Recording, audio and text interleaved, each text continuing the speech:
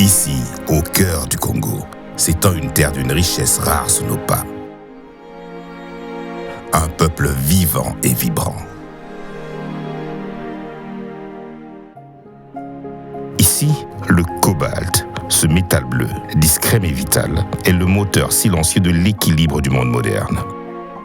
Il alimente les véhicules électriques, soutient la défense et propulse les technologies du futur.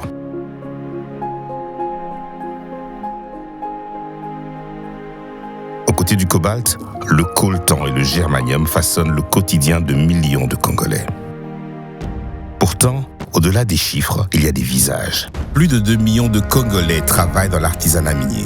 Hommes et femmes puisent chaque jour dans la terre leur subsistance, nourrissant plus de 10 millions de vies grâce à ce travail acharné et souvent silencieux. Pendant des années, l'exploitation artisanale a été confrontée à ses propres défis. Des pratiques informelles, des intermédiaires abusifs, des conditions de travail difficiles et parfois même des enfants aperçus dans les sites miniers. L'origine du cobalt était peu contrôlée. Et les grandes marques internationales n'avaient pas encore l'obligation d'en garantir l'éthique.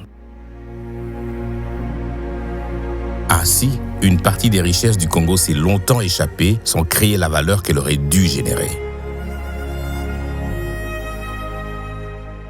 D'où la nécessité d'une nouvelle vision, mieux encadrée, mieux protégée et construire un modèle durable pour tous.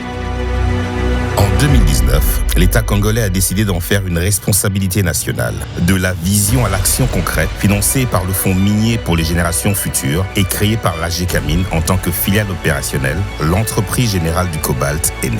Avec une mission simple et essentielle, organiser, acheter, transformer et exporter les minerais stratégiques pour qu'ils changent réellement la vie de ceux qui les extraient. Nous voulons prouver qu'il est possible de produire un cobalt éthique, traçable et compétitif, un cobalt congolais et fier de l'être. Dans un secteur longtemps marqué par l'informel, désormais, chaque sac, chaque site, chaque transaction porte la trace d'un engagement. Rendre visible le travail de milliers de mains congolaises. Le parcours débute à la mine, où les communautés artisanales retrouvent sécurité et dignité.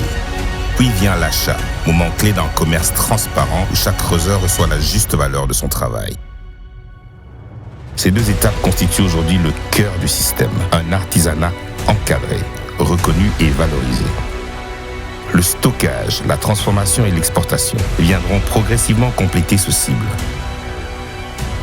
Tri, contrôle et transformation des minerais, puis connexion au marché mondial, sans jamais oublier l'essentiel, soutenir la production locale et les communautés qui font vivre cette économie. Le symbole des 1000 tonnes achetées sécurisées est un jalon important. Elle marque un repère clair qui montre la dynamique engagée.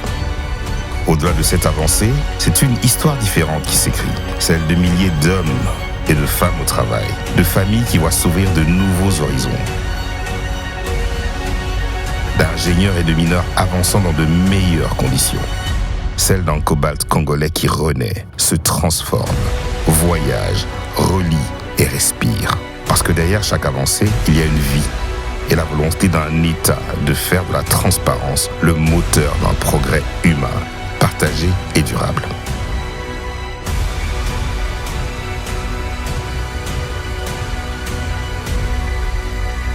EGC, le nouvel ordre du cobalt congolais.